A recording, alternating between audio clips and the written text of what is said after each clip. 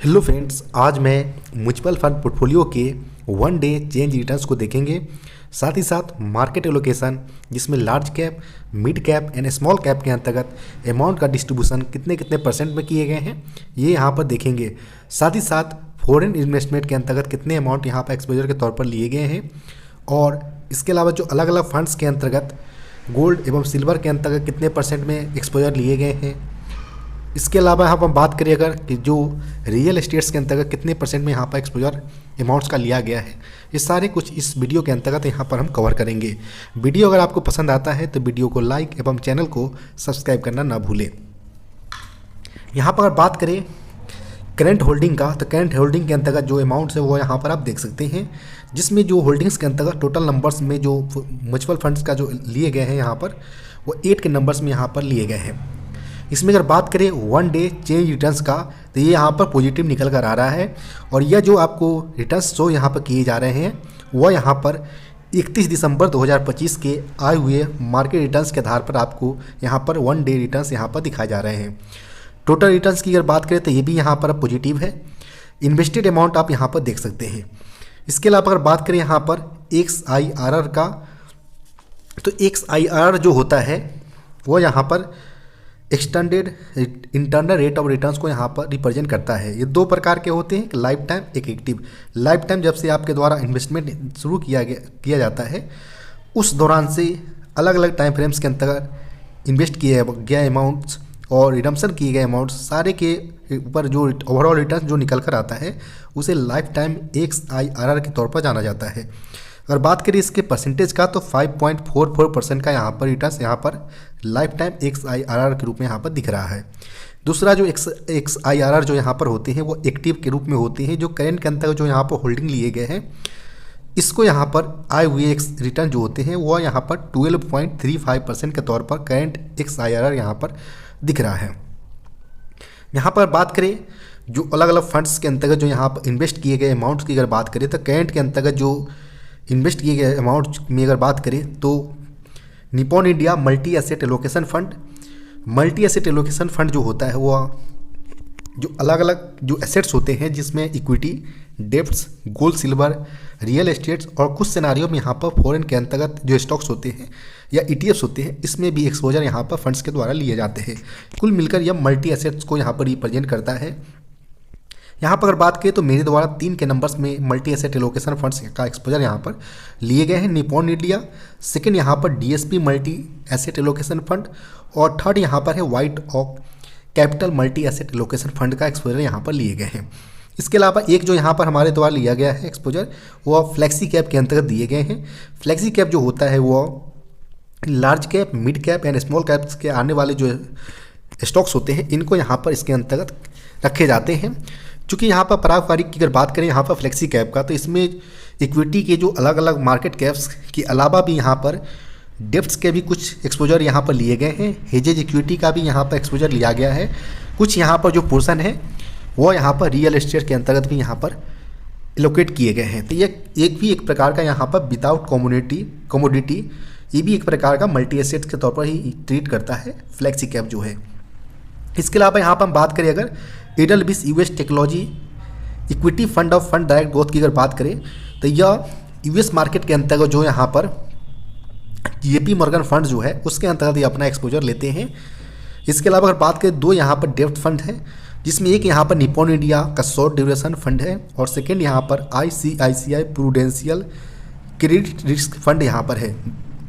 इसके अलावा tax saving के लिए यहाँ पर SBI का यहाँ पर ELSS tax saver fund direct growth यहाँ पर लिए गए हैं।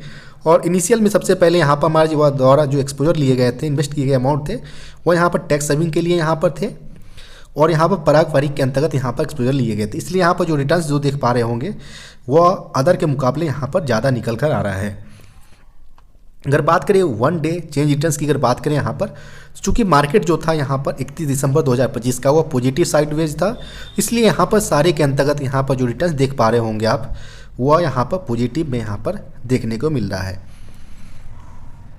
अगर बात करें अलग अलग फंड्स का XIRR की अगर बात करें extended internal rate of returns का, तो इसमें केवल एक फंड को छोड़कर, जो कि यहाँ पर सेक्टोरियल फंड जो है US बेस्ड टेक्नोलॉजी बेस्ड यहाँ पर जो सेक्टोरियल फंड है, फंड ऑफ फंड, उसमें नेगेटिव यहाँ पर, अदरवाइज सारे के अंतर्गत यहाँ पर आप पॉजिटिव XRR यहाँ पर देख पा रहे होंगे।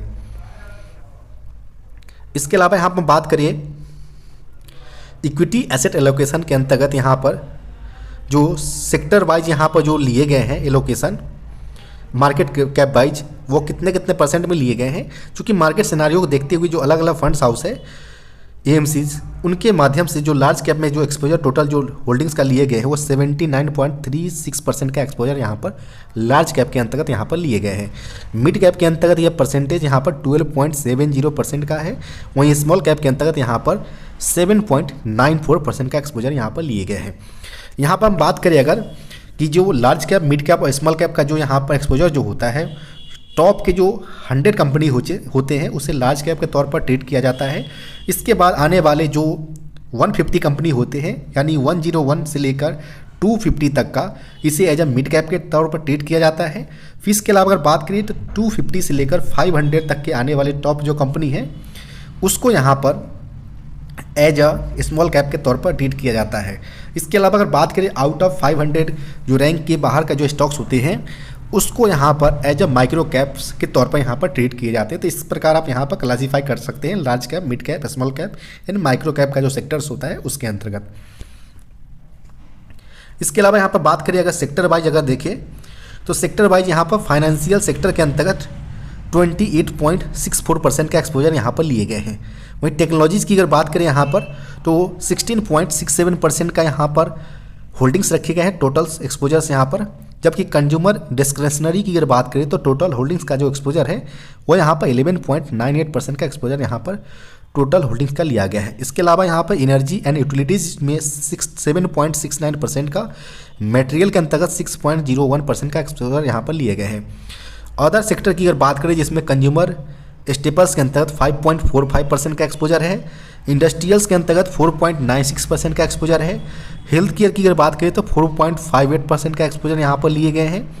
वहीं रियल एस्टेट की अगर बात करें तो 0.76% का एक्सपोजर यहाँ पर टोटल होल्डिंग्स का लिए गए हैं। कुछ यहाँ पर अनस्पेसिफाइड यहाँ पर सेक्टर्स है जो कि यहाँ पर टोटल एक्सपोजर यहाँ पर 0.18% का लिया गया है। इसके अलावा अगर बात करें अदर सेक्टर जो कि काफ़ी छोटे छोटे सेक्टर कुल मिलाकर यहाँ पर जो परसेंटेज वाइज जो यहाँ पर एक्सपोजर लेते हैं वह यहाँ पर 13.08% का एक्सपोजर यहाँ पर टोटल होल्डिंग्स का लिए गए हैं।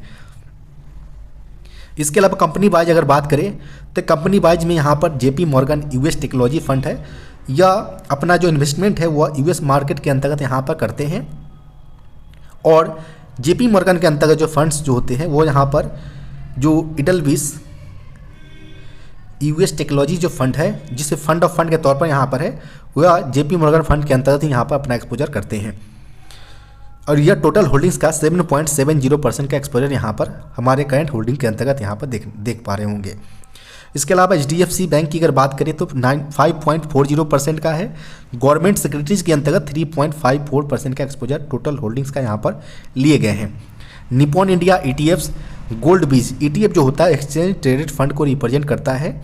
और गोल्ड ETF की अगर बात करें निपॉन इंडिया का तो ये Nippon India multi asset allocation fund के द्वारा यहाँ पर 3.52% का एक्सपोजर यहाँ पर लिए गए हैं। ICICI बैंक की अगर बात करें तो इसमें एक्सपोजर 3.27% का यहाँ पर है। इसके अलावा अगर बात करें अदर कंपनीज का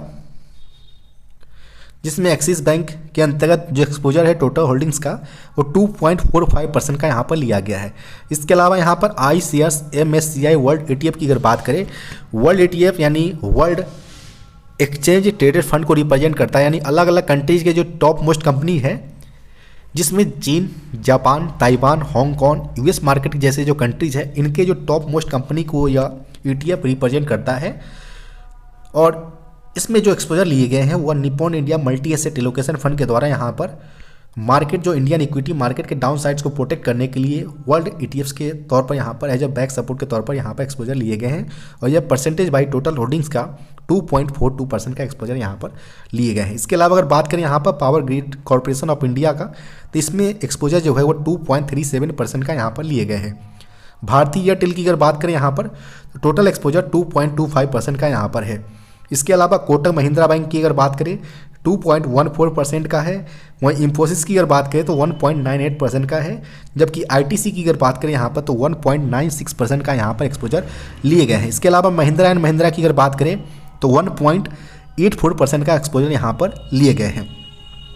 इसी प्रकार आप अलग अलग स्टॉक्स के अंतर्गत आप यहाँ पर एक्सपोजर, कंपनी नेम और उनके जो टोटल होल्डिंग्स का जो परसेंटेज बाय जो एक्सपोजर जो यहाँ पर लिए गए हैं वो यहाँ पर देख सकते हैं। यहाँ पर हम बात करें अगर डीएसपी गोल्ड ईटीएफ का, जो कि DSP multi asset allocation fund के माध्यम से यहाँ पर एक्सपोजर लिए गए हैं और यह परसेंटेज बाय 1.61% यहाँ पर है टोटल होल्डिंग्स का। इसके अलावा अल्फ़ाबेट इंक की अगर बात करें क्लास ए का, तो इसमें एक्सपोजर जो है वह यूएस बेस्ड कंपनी है यहाँ पर, और यह टोटल होल्डिंग्स का 1.55% का एक्सपोजर यहाँ पर लिए गए हैं। इसके अलावा यहाँ पर बात करें माइक्रोसॉफ्ट कॉरपोरेशन, तो यहाँ पर एक्सपोजर जो है टोटल होल्डिंग्स का 1.15% का यहाँ पर लिए गए हैं। निपॉन इंडिया की अगर बात करें यहाँ पर सिल्वर ईटीएफ का, तो यह Nippon India multi asset allocation fund के माध्यम से यहाँ पर सिल्वर एक्सचेंज ट्रेडेड फंड के अंतर्गत यहाँ पर एक्सपोजर जो है वह टोटल होल्डिंग्स का 1.04% का यहाँ पर लिए गए हैं। इसी प्रकार आप अलग अलग स्टॉक्स, इसमें कुछ अगर बात करें जो यूएस बेस्ड स्टॉक है, जिसमें Amazon.com इंक्स और मेटा, जो कि फेसबुक का नाम जब रिसेंटली चेंज किया गया था मेटा प्लेटफॉर्म इंक्स, इसमें एक्सपोजर जो है वो 0.98, और वहीं बात करें Amazon.com इंक का अगर बात करें तो 1.02% टोटल होल्डिंग्स का इसके अंतर एक्सपोजर लिए गए हैं। वहीं रिलायंस इंडस्ट्रीज हो, स्टेट बैंक ऑफ इंडिया हो, इसमें आप नेम और उसके जो परसेंटेज वाइज एक्सपोजर जो टोटल होल्डिंग्स का वो यहाँ पर देख सकते हैं। इसके अलावा यहाँ पर आप बात करें डीएसपी फंड्स के द्वारा यहाँ पर निफ्टी 50 इक्वल बेट ईटीएफ यहाँ पर लाया गया था। अगर बात करें निफ्टी 50 इक्वल बेट का, तो यह जो भारत के टॉप 50 कंपनीज़ को ये ईटीएफ रिप्रेजेंट करता है, और इसमें जो एक्सपोजर है वो DSP multi asset allocation fund के माध्यम से यहाँ पर किया गया है। और यह जो यहाँ पर ईटीएफ है वह जो निफ्टी 50 के जो स्टॉक्स, उनके अंतर्गत जो स्टॉक्स है उनको यह रिप्रेजेंट करता है, उनको यहाँ पर रिटर्न्स को यह ट्रैक करता है। इसी प्रकार आप यहाँ पर बात करें रियल एस्टेट इन्वेस्टमेंट की अगर बात करें एम्बेसी ऑफिस पार्क का, तो इसमें एक्सपोजर 0.72% का यहाँ पर लिए गए हैं। इसी प्रकार आप अलग अलग स्टॉक्स का नेम, कंपनीज़ का और उनके रिलेटेड जो यहाँ पर परसेंटेज वाइज लोकेशन जो किए गए हैं वो देख सकते हैं। डीएसपी सिल्वर ईटीएफ की अगर बात करें तो इसमें जो एक्सपोजर लिए गए हैं 0.50% का यहाँ पर लिए गए हैं। इसके अलावा आप यहाँ पर अदर जो कंपनी वाइज जो यहाँ पर है उसका यहाँ पर नेम और उससे रिलेटेड जो यहाँ पर परसेंटाइल जो यहाँ पर है टोटल होल्डिंग्स का वो यहाँ पर देख सकते हैं। अदर कंपनी जो छोटे छोटे कंपनी है कुल मिलाकर यहाँ पर एक्सपोजर टोटल होल्डिंग्स का 30.72% का यहाँ पर लिया गया है।